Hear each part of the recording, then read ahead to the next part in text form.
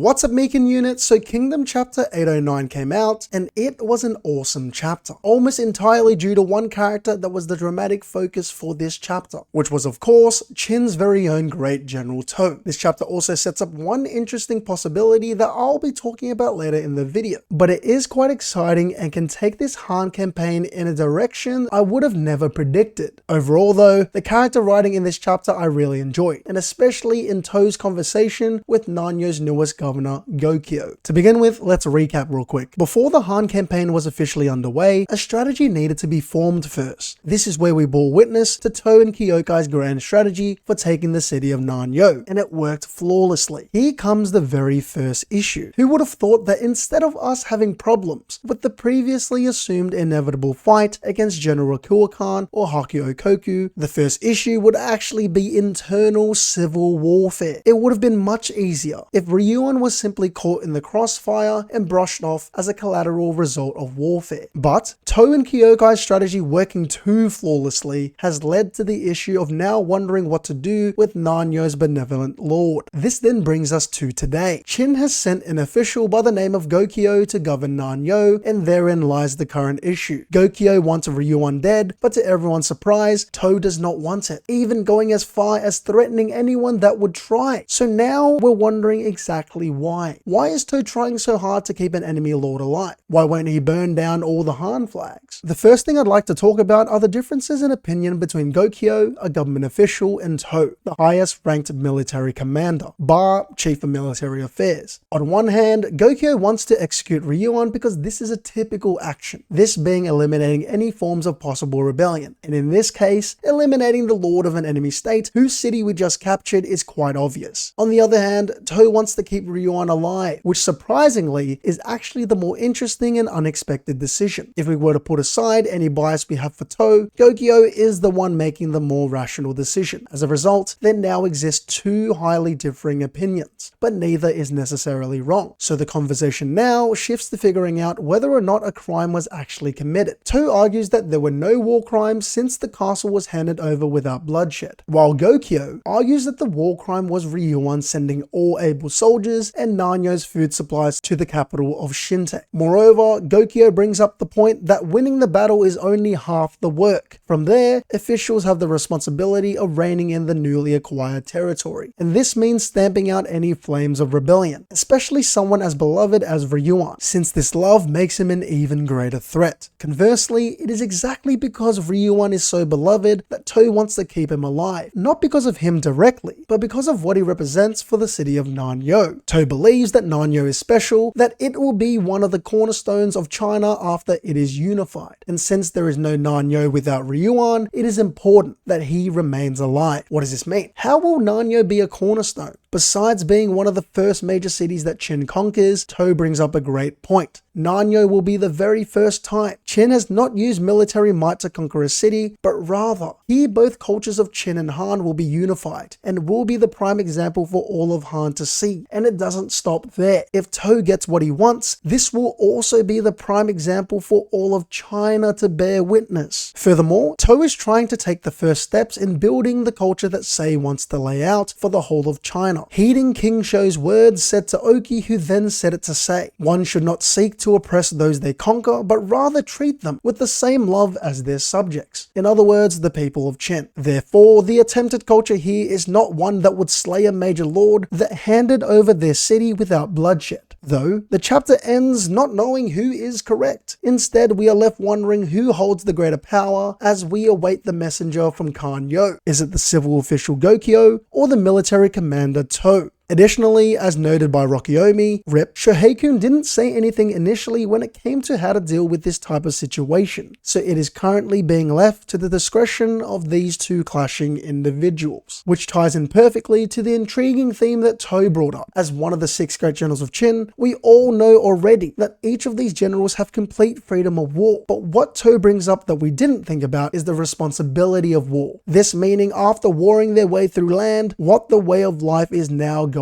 to be. Just when I thought the 6 great generals of Qin couldn't get any cooler, Tow did just that. In his opinion alone, the responsibility of war is something that only he thinks about, but believes all those with such power should consider, especially because our collective goal is unifying all of China. If we were to break it down, an easy comparison is what might happen now and how Kanki has treated enemy citizens throughout his entire military career. For instance, no matter the location, Kanki, after capturing a city, always allowed his soldiers to pillage and violate any home or person they desired. If it isn't clear already, this does not foster a culture leading to the unification of China, which brings us to today. Someone as beloved by the people that we wish to unify with, being Ryuan, cannot be executed here. A public beheading would cause the entire state to riot against such tyranny, as Tow has stated, and we saw as such when Kanki beheaded hundreds of thousands of surrendered soldiers during the war against Shao. This is most likely what Tow was trying to foster, albeit in a tiny baby step, when he allowed the Han flag to fly alongside the Qin flag despite capturing the city, a physical representation of their goal. Yes, this is an awesome concept that Tow brought up, but the even cooler thing is that Shin is being taken to school. He is learning what it takes to be a great general before he is inevitably promoted. The arc has barely started and Shin is already going to see some character development. In terms of the artwork, these 3 panels particularly stood out to me. This first scene was oozing aura. I could feel it through the screen. Tow proclaimed that he will behead anyone that tries to do the same to Ryuan. My goodness, one of our favorite generals standing on business, when he usually has a silly expression on his face. The second scene is when Tow says that Nanyo will be a cornerstone for all of China to see once it is unified. What an intriguing thing to say. Why Nanyo? Why couldn't it have been Gyo? That's also a major city, but it is because this is one of the first cities to be taken without bloodshed. So Tow is probably thinking we must capitalize if we truly wish to unify China. And of course, the third panel is the final one. Inside the castle, there is a potentially country-changing conversation happening that will determine the course for the rest of Han and China. And outside flies the Han and Qin flags side by side. The stakes are set, and it is epic. And that is what Peak Kingdom is. It is epic, and it is exciting. In terms of pacing, this whole discussion seems like it took a single chapter to be wrapped up, and the next should have the solution, which is great. This entire chapter maintained high tension with a heated debate including fair points from both sides, which is interesting because most authors would side with the main characters naturally. The chapter then ends on a cliffhanger, and I like that honestly fair points were made for both sides. It leaves a greater impact on the reader because when we find out the winning outcome, we will have already discussed why exactly that decision is for the best. I must say, sometimes cliffhangers do suck, not this one.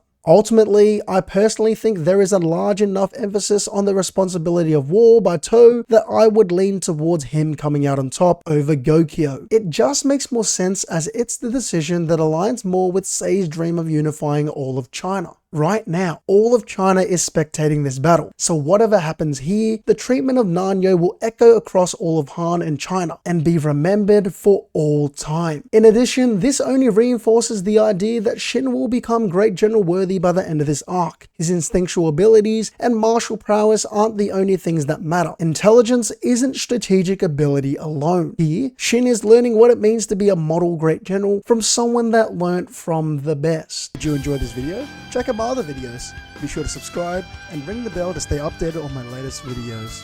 I appreciate you guys.